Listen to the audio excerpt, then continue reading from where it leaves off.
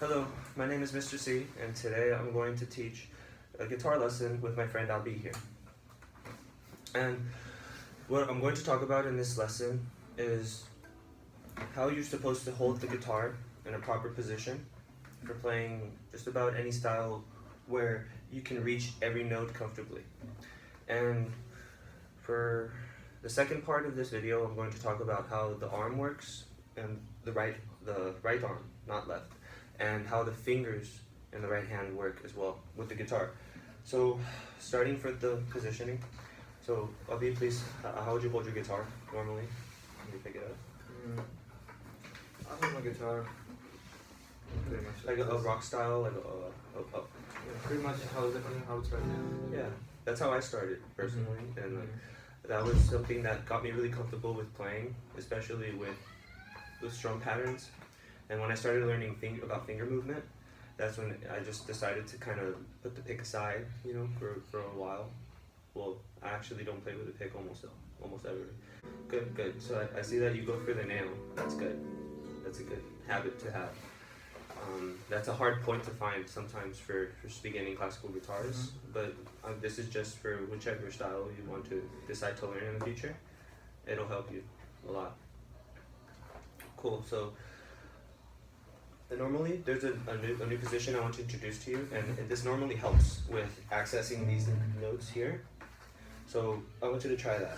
I want you to just, just place the guitar between your legs like this, and then you just hold it how you would normally. But notice how you have a lot more room. Yeah, I can get here easily. But that's also a focus on the right arm too. Let's pay attention for both because they have to be coordinated.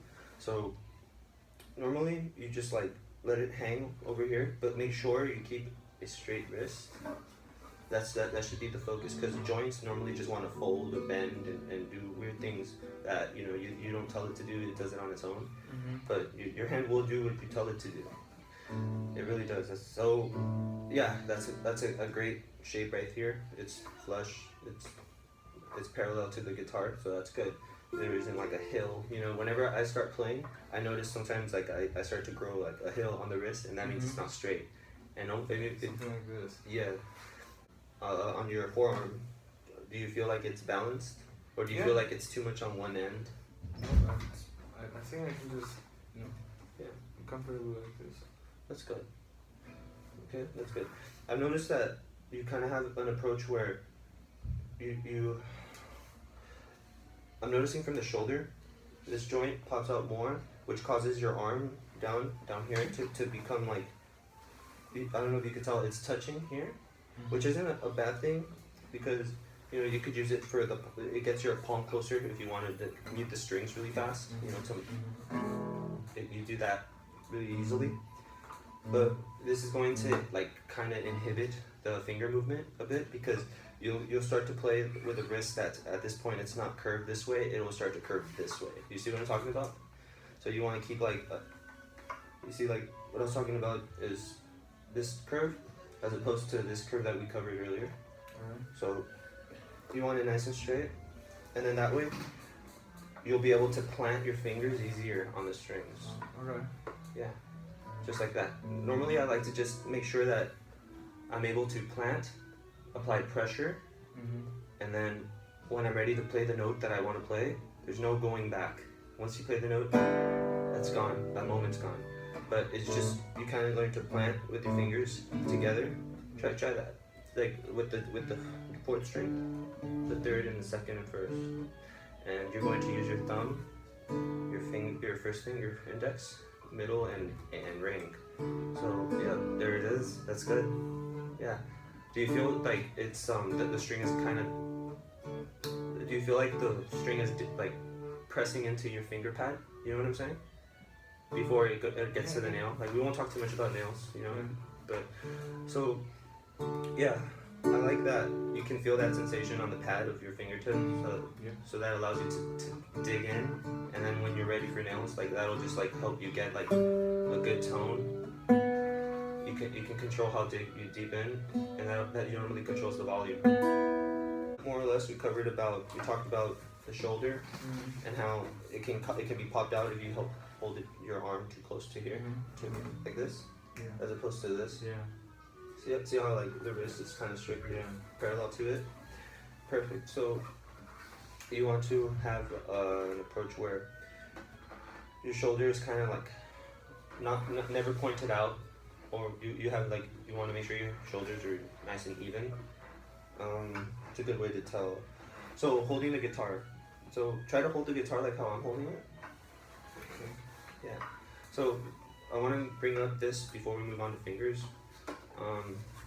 You want to make sure that this part of the guitar is touching your chest, and then there's 3 points of contact. So this is point A, point B, and point C. And what you're able to do is the goal here is you want to be able to get so comfortable with feeling these 3 points of the guitar touching you that no matter how you oscillate or move around, it won't bother you, and you can even play around with those points, but you have to first become solid with it. It's a method, So moving on. Do you have any questions so far? This is a lot of information. No, I kind of get it. You get it? Yeah. Good. That's good. Understanding. So with the thumb, like I said, I brought up earlier, I like to kind of plant with the strings just touching the tips of my fingers on the pads. Not quite digging in yet, but just touching. Just really touching the surface. And when I'm ready to play, I just apply pressure, digging into the string. Never pulling the string up, but pushing down, yeah. And then it'll just like go back and forth this way, instead of going up, you know what I mean? By yanking it up with a hook. Yeah. Not like this. No, like you want that, yeah. It's warmer. So, yeah.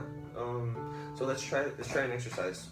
Alright. Now that I explained, how to kind of huff the points of the guitar.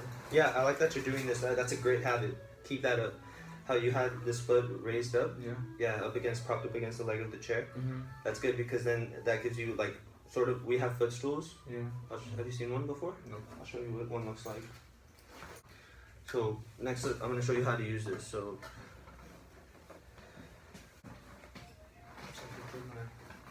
Yeah, there you go. Alright. Yeah. This makes it much better. Yeah. Do you feel like less tension here in your arms? Yeah. That's the goal. I mean, you want to falling into place now. You want to feel as little tension as you possibly can. That's the goal. Does this feel new to you? Have you sat in a position like this before? It feels new, but it feels like more comfortable. Less tense. It's new to me, but it feels right. So that's great to hear. Yeah, that's good. I'm glad that you're keeping up with this too. I know this is a lot of information.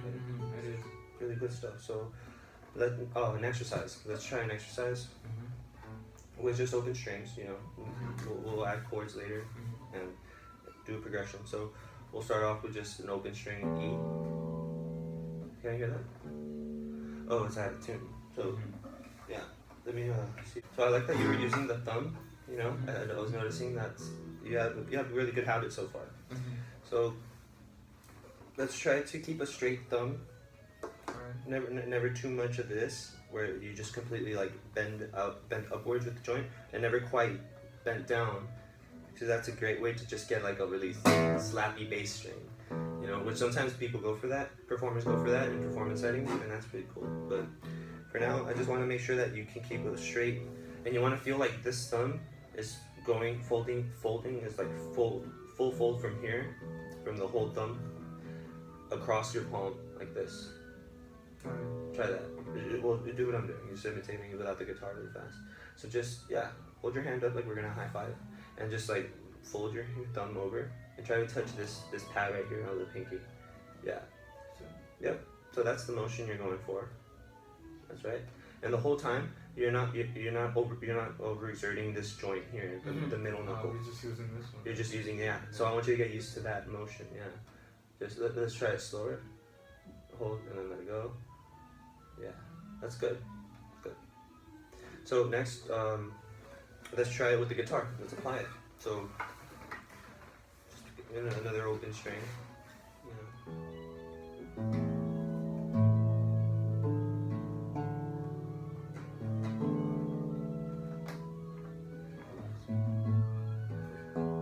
Good. Okay. now can I just hear a good strum? Just, your thumbs strumming through the strings with a chord. Any chord you'd like. Yeah, like that, yes. It's good, it's good. Yeah.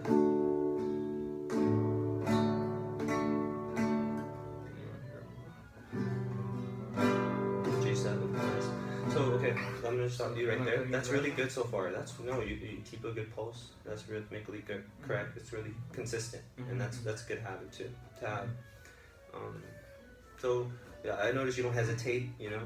That's what I'm trying to say. So with the thumb, I want you to kind of focus on the strings, kind of hitting the side of your thumb. Not quite the nail yet, but just not the pad either. Like something like this, like. Yeah. Yep.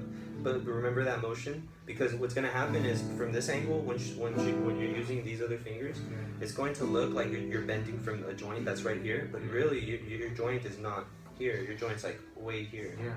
So getting used to that motion is gonna help you a lot. Everybody's hands are different too. I just want you to understand that. So just try your best to find your own way, and it'll.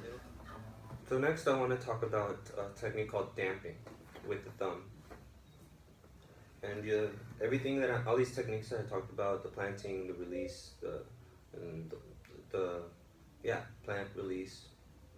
plant pressure release. Sorry, I'll add like that. So when you have that going on, it applies to this finger, it applies to this finger, and then this finger too. Yeah. Okay, so the next thing I want to talk about is the movement of the fingers from this large knuckle in the hand, and the first knuckle of the hand, instead of the middle one, or then this one where the fingertip is. You want to engage all these joints, at the same time. So with this motion, it kind of is the best way to show you what that looks like. Like this? Yeah, exactly. But try to keep this is another important thing that I want to talk about. Try to keep a natural curve. Everybody has a different curve. And what I mean is you want the fingertips to be straight and flush, because the middle finger is obviously longer than the ring finger, and the index finger is the shortest one. So to avoid that, you just find a curve and you work from this large knuckle. Oh, alright. Yeah, so that's how you do it. It's the technique. And then anything else. Oh, and then don't forget the thumb. You use the thumb to fold across. Yeah. Palm. Great. So using that in mind, let's try some exercises. Let's try, instead of just playing one string at a time, let's just try to play all strings at once. Okay? So put your A finger here on the first string, second, third string, and then here, your thumb on the sixth string. Let's try to count. So we make sure that we're not like slamming. We want to hit all the strings. I'm exaggerating. We want to hit all the strings at the same time.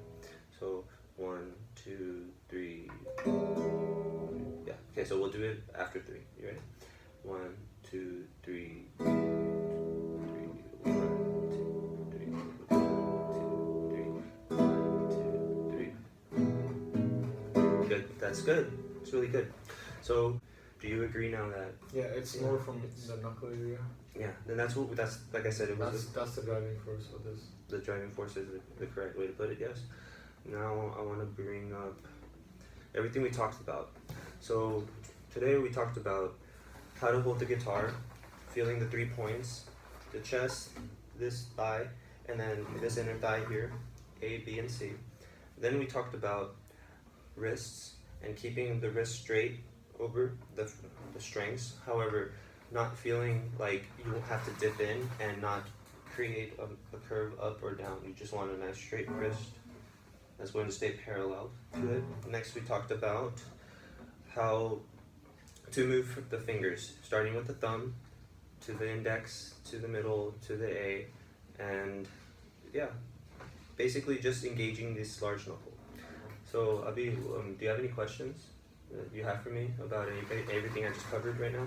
No, I think you're pretty clear in your way of teaching. Good, thank you. Well, pretty much understood. I'm glad. And if you have any questions in the future, just feel free to call me or ask me. I'm gonna keep practicing.